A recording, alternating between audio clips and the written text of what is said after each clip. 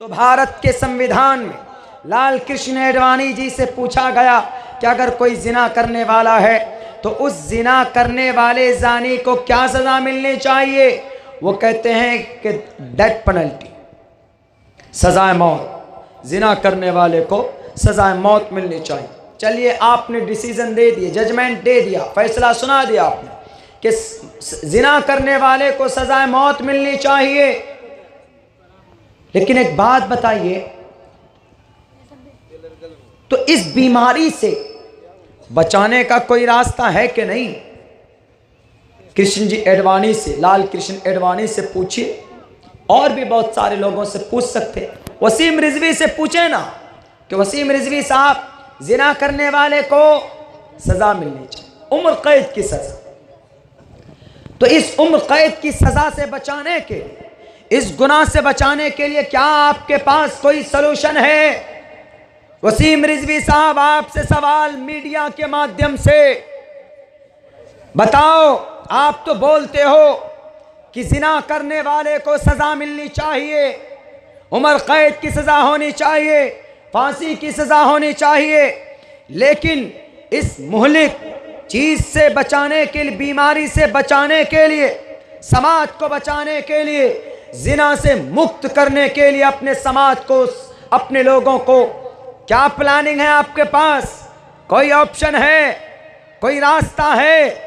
वसीम रिजवी साहब, आपकी नजर में नहीं है, वैद की नजर में नहीं है।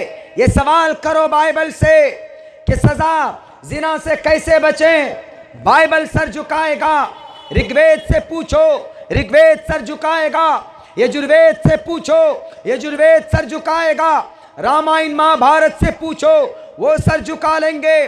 उपनिषद से पूछो, वो सर झुकाएंगे। अवस्था से पूछो, वो सर झुकाएंगे। चीन से पूछो, नहीं जवाब दे पाएगा। अमेरिका से पूछो कि जिना से कैसे बचें, नहीं दे पाएगा जवाब। पूछो लंदन से, पूछो इटली से, पूछो जर्मनी से, पूछो जापान से। वसीम रिजवी साहब, आप हमारी जुबान का, आप हमारी सवाल का जवाब नहीं दे सकते। क्यों? है ही नहीं जवाब। कुरान के अलावा कहीं पर जवाब नहीं मिलेगा। दुनिया की तमाम किताबों से पूछो कि जिना से कैसे बचें, सारी किताबें खामोश हो जाएंगी, कोई जवाब नहीं देगा। लेकिन आप कुरान से पूछो कि कुरान मुझे जिना से बचने का रास्ता बताओ। कुरान कहेगा कि आओ मदरसे के अंदर, मौलाना नौशाद साहब के मदरसे में आओ।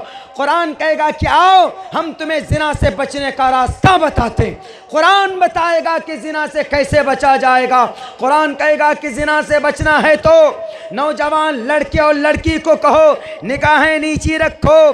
कुल्लिल मुअमिनीन यग़ुज़्ज़ू मिन अब्सारिहिम, कुल्लिल मुअमिनाति यग़ुज़्ज़ुन मिन अब्सारिहिन्न वक़र्न फ़ी बुयूतिकुन्न। कुरान कहता है, say to the believing women that they should your lover and gaze your God, and you don't show your beauty and ornament in front of the people.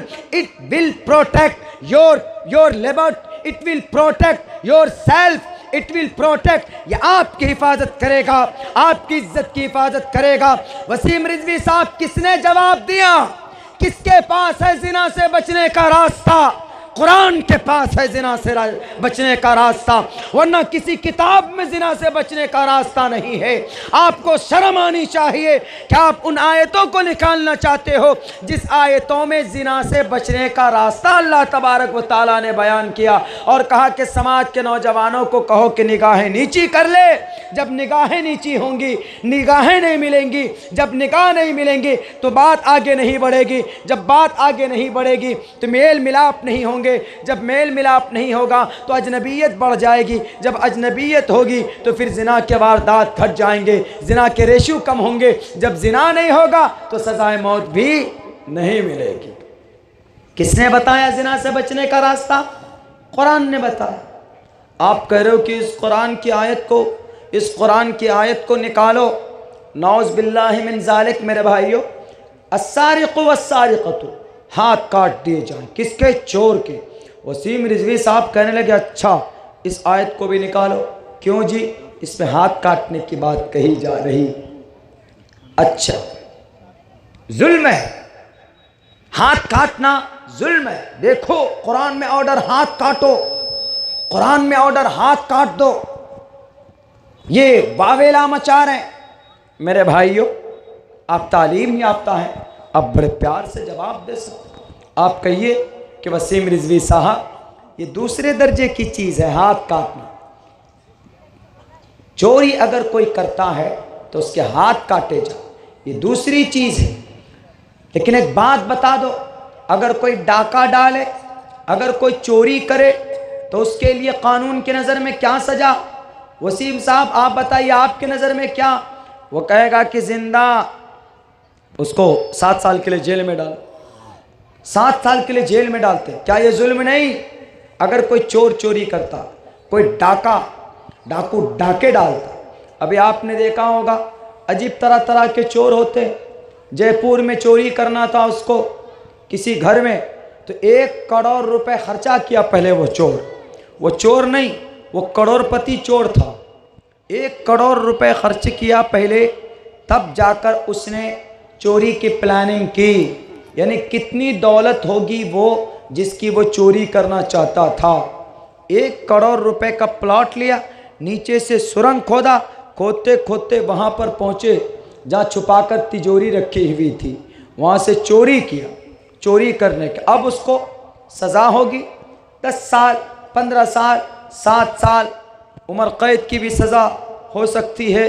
अगर उसने और भी गलत हरकतें की तो वो चोरी क्यों? पूछो कि भाई 7 साल की सज़ा दे रहे हो, चोरी करने वालों को सज़ा तो दे रहे हो, लेकिन इस चोरी से बचने का कोई रास्ता है? वसीम रिजवी साहब, क्यों हम चोरी करें? क्यों हम ऐसे मौका